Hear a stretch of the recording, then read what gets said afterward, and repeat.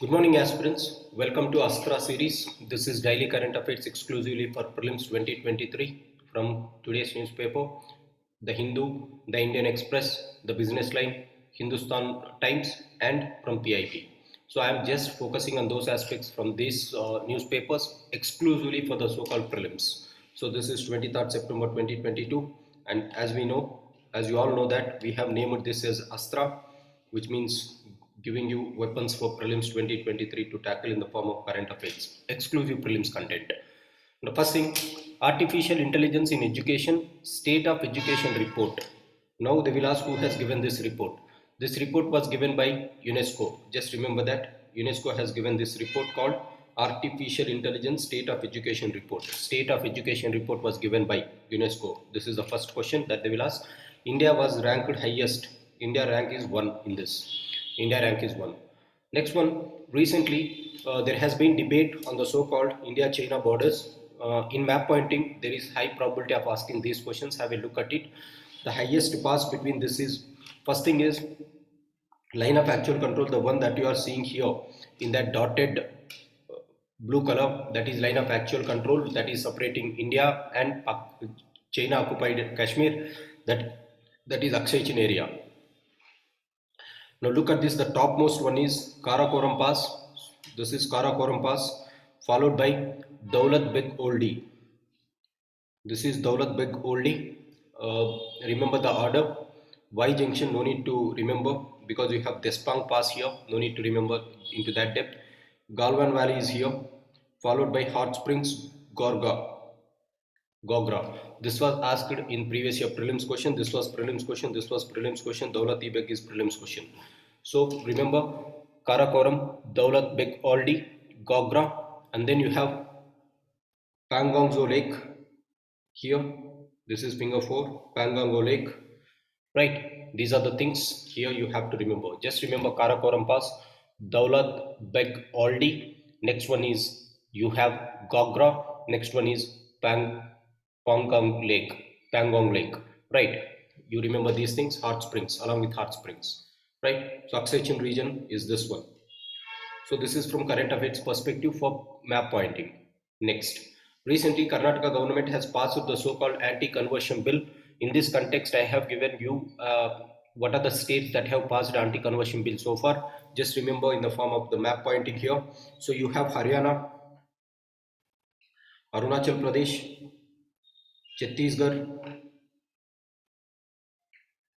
Gujarat, Himachal Pradesh, Jharkhand, Madhya Pradesh, Odisha, Uttar Pradesh, Uttarakhand. So remember in map pointing, most probably they don't ask these type of questions, but have an understanding anyhow. Arunachal Pradesh has it, Jharkhand, Chhattisgarh, Odisha, Madhya Pradesh, Gujarat, Uttar Pradesh, Uttarakhand, Haryana, Himachal Pradesh. Whenever you want to remember something like states or countries, remember it in map pointing. That is easy way to remember.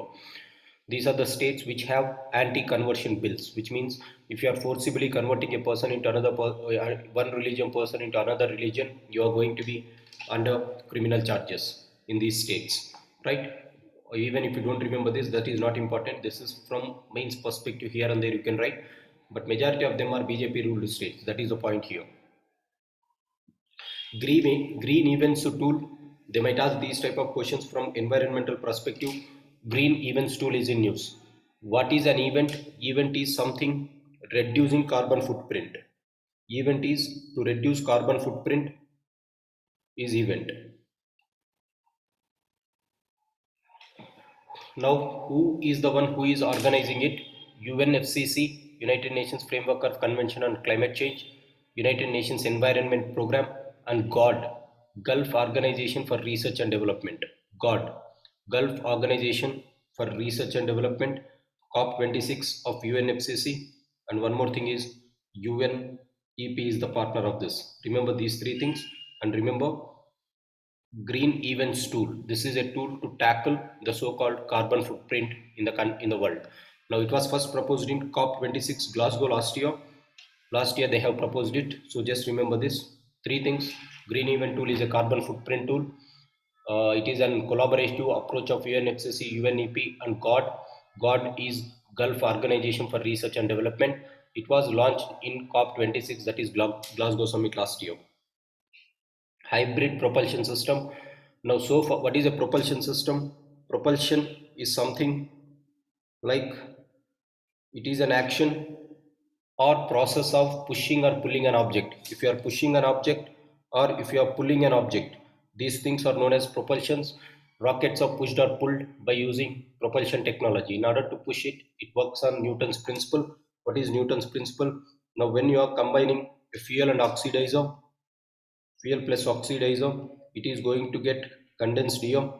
As a result, now huge vapors are going to be released, and that vapors create vacuum, and that gives the thrust, and the rocket is going to move up as per Newton's third law of motion, because the thrust will be downwards and rocket will fly upwards. So this is what propulsion system. Propulsion means how it is pushed or pulled.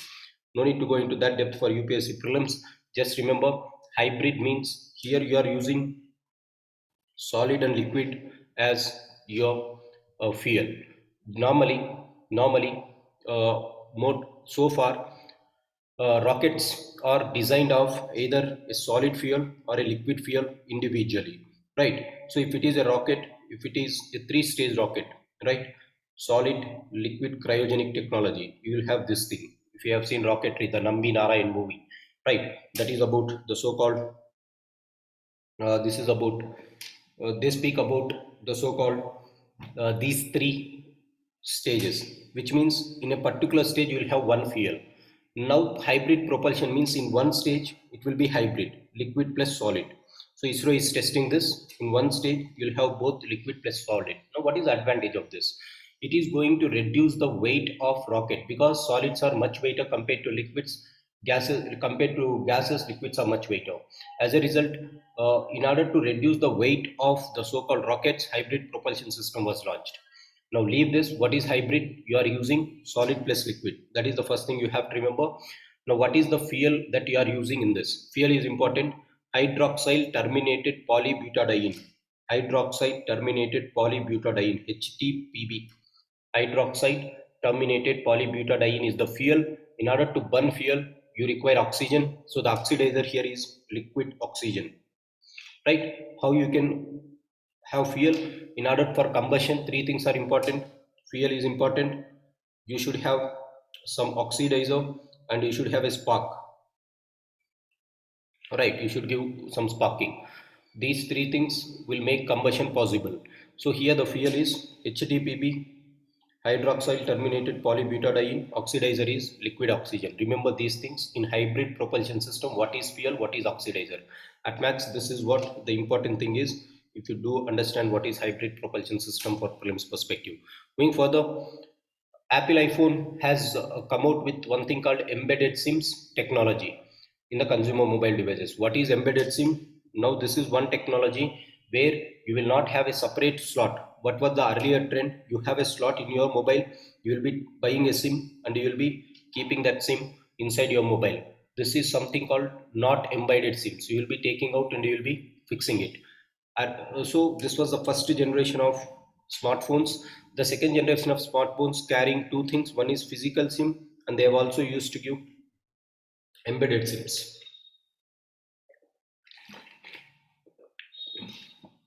which means the SIM is already inserted, or they have already provided a slot for this, and you cannot change this. You cannot remove this. Now they are removing this, and entirely it is embedded inside the so-called mobile phones. Now how you can read your SIM card number? This works with a QR code. What means in your SIM, on your SIM, say if I am using a mobile phone, I will be using one SIM card.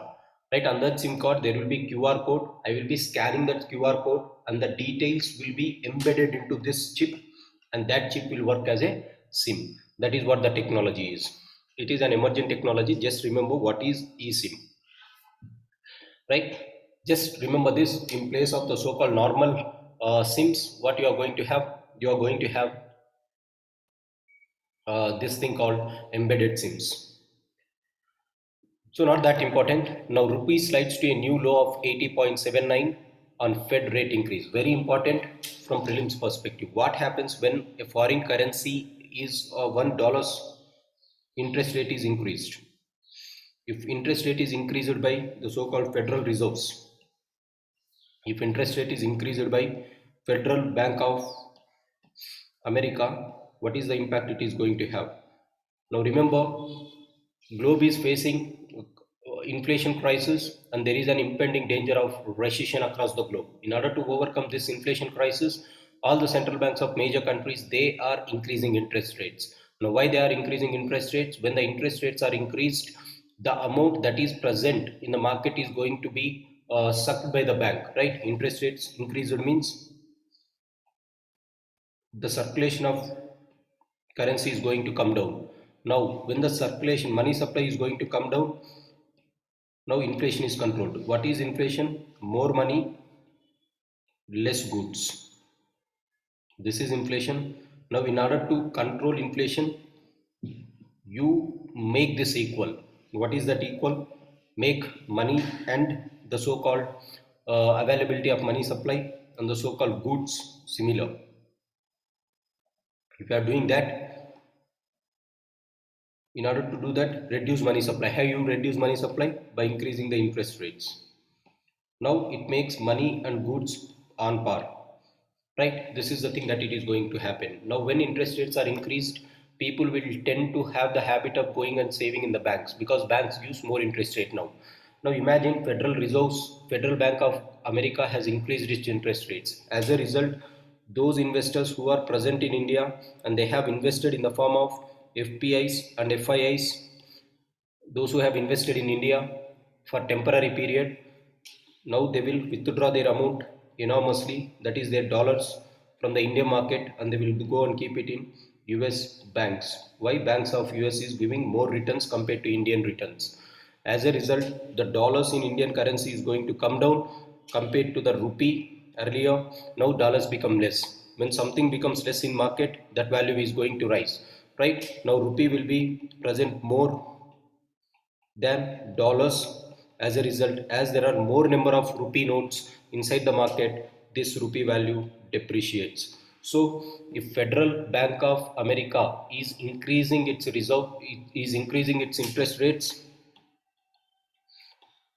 America, if it is increasing its interest rates, Indian rupee depreciates. Remember this is very important. Why? Global trade is done on dollar index. Dollar index and dollars are becoming costly, which means dollar is appreciating. Remember these two things. So the reverse happens when interest rate is decreased. So very important for prelims, link between the so-called inflation and appreciation and depreciation of currency.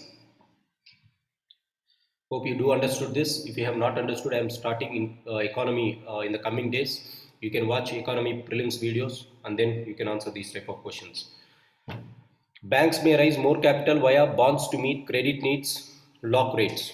Now banks are trying to gather more form of capital to meet Basel norms. This is what in today's news, Basel III norms. In order to comply with this, banks are raising the capital. How they are raising the capital? To tier 1 bonds and tier 2 bonds. Now what are the important things here? What is Basel norms? That is important.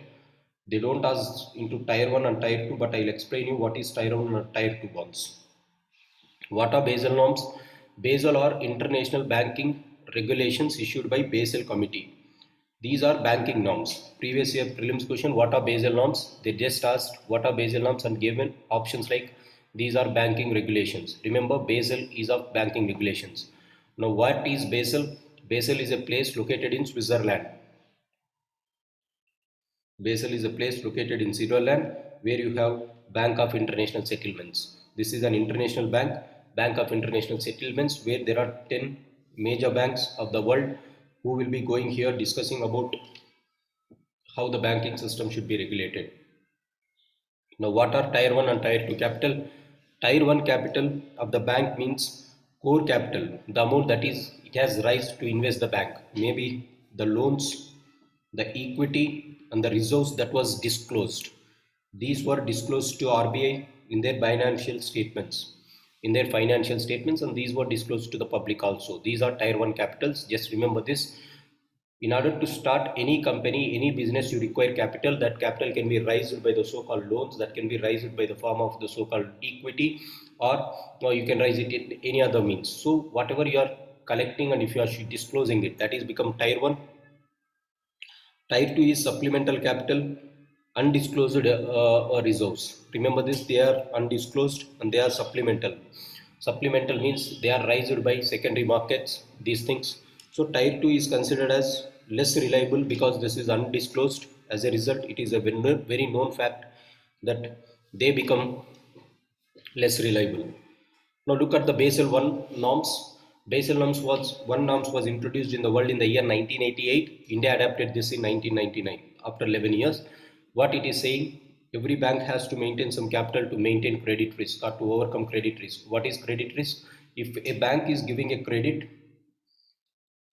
in order to ensure that this credit is not going to become an NPA, if it becomes an NPA, I should overcome this risk, and that risk is the thing. So it is saying that bank should maintain 8% of capital to risk weighted assets ratio, CRAR. So it has to be 8%. What are these? I'll explain in the core economy. Just remember, Basel 1 is requiring 8%. Started in the year 1988. India started adapting it in 1999. In 2004, Basel Committee has come out with second norms, 1998 first, 2004. Now as per this, capital adequacy ratio has to be again 8%, just like the earlier one, and it is also saying that supervisory role has to be increased, market discipline has to be increased. In India, we are adapting it and we have not fully implemented, all the banks have not fully implemented these Basel 2 norms. Basel 3 has come in the year 2010, 2010.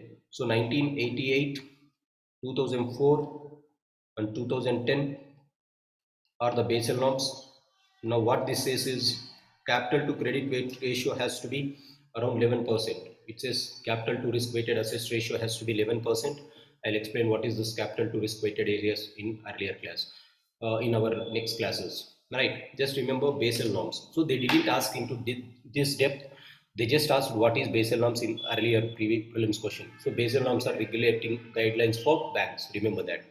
Central government signs 1700 crore deal for BrahMos missile. Now, what are these BrahMos missiles? BrahMos missiles are surface-to-surface supersonic missile systems. Supersonic missile systems. It is launched by India and the so-called DRDO and Russia, based on two rivers called Brahmaputra. BrahMos was derived from Brahmaputra river and Mosaka river of Brahmaputra river of India, Mosaka river of Russia. You derived this Moskva. You derived this BrahMos missiles. So just remember, BrahMos are supersonic missiles, surface-to-surface missiles. That is more than enough. Now, National Cadet Corps of India and United Nations Environment Program has started or launched an MOU to tackle plastic pollution across the so-called marine environment. In the seas and lakes and the rivers, marine pollution is increasing. Hence, these two organizations, NCC and UNEP, has come to terms to deal with this. Now, one thing that you have to understand is NCC started a program called Puneet Sagar Abhiyan to keep our Sagar Bay very clear, very sweet, clean. So Puneet Sagar Abhiyan is cleaning our beaches, started by NCC. Now both NCC and UNEP has combined to tackle this problem of plastic pollution. Just remember that. Food Safety Standards Authority of India recently has come out with star rating labeling for food products, just like the so-called electricity energy efficiency. As we give 5-star rating, 3-star rating, 4-star, as there is star rating for electronic equipments, you also, FSSAI has also started star labeling for food products. Now what is this star labeling? This indicates what is the healthiness of that product. So the rating will be from, just like the electronic products, it will be from 1 to 5, 1 indicating least healthy, 5 indicating very healthy food or nutritious food. So these guidelines were issued by Food Safety Compliance System of FSSAI, Food Safety Standards Authority of India. Now why this is important, UPSC has some tendency of asking questions as far as FSSAI comes if it is in news, in prelims. Now look at this, this was previous year question. FSSAI stands for food standards. Now on every food packet, packaged food packet, what are the norms that you should have? Regularly, all the pre-packaged food items should have the following: the name of the food, Britannia biscuit, list of the ingredients, what are the ingredients that are present in this food, nutritional information, what is the information of nutrition that it should have, declaration regarding veg and non-veg, whether it is veg or non-veg, declaration regarding food additives, if you have added some color additives, food additives, you have to name and complete address, net quantity, batch identification or lot identification, so that if there is some deficiencies, then you can come to know that, date of manufacturing and pocket package, best before and country of origin, and instructions for use. These are the regulatory norms that it should have while you are implementing food standards in the country. Give me 1 minute.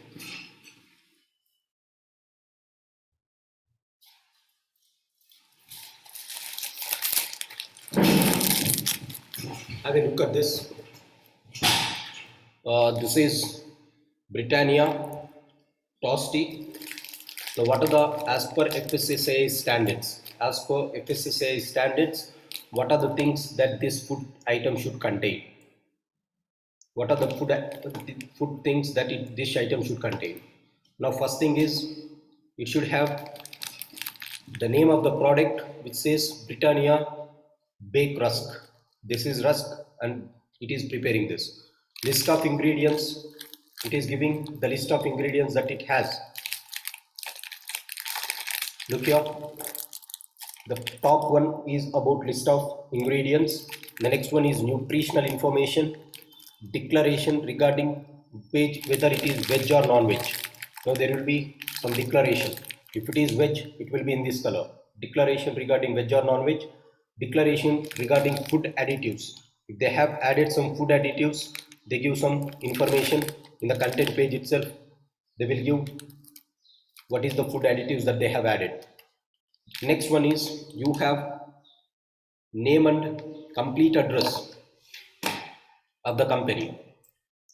Name and complete address. Look here, they have given name and complete address of the company. Next one, they are saying that you should know what is the net quantity of this, right? The net quantity of this is net weight 63 grams. That was given. Batch identification and lot identification. Look here, lot number they have given. Next one is date of manufacturing of product. So they have said package date, use best before date. Now country of origin, they said here itself where the product is manufactured. Very important to know these things. Why? FSSAI, as per FSSAI standards, these are mandatory, and other things is whether this is recycled or not, that they have given through this circle, right? Next one is, look here, FSSAI logo is important. FSSAI logo that you are observing here, this logo is also important.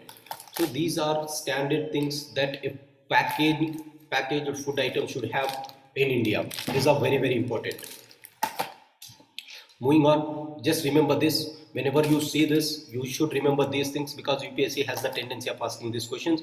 From now on, they will also give you the nutritional ratings of this from 1 to 5, right? They will mention this, so that when you are buying it, you can know whether you are buying a quality food or a cheap food, right? Moving on, so these are the standards, green color. So these are the standards that you have for the so-called food in India. Green color, that is a green circle with a green square, indicates veg items. For every vegetarian food, you have this. For every non-vegetarian food, you have a brown color box with a rectangle. Remember this. you have brown colored package.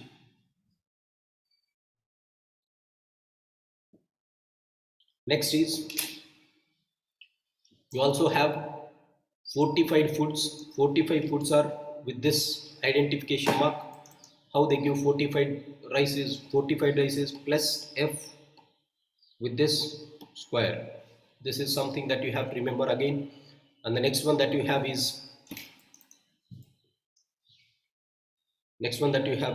whether it is the so-called organic food or not. So Jaivik Bharat, through this they indicate whether this is an organic product or not. Along with this, you should also have Food Safety Standards Authority of India mark. So these are the things, or these are the food labels that you have in India. So this is something that is very important for prelims perspective. So remember these things. Next one. So these are today's current affairs. I will be coming out with the so-called Basel norms. I will be coming out with the so-called Basel norms very clearly.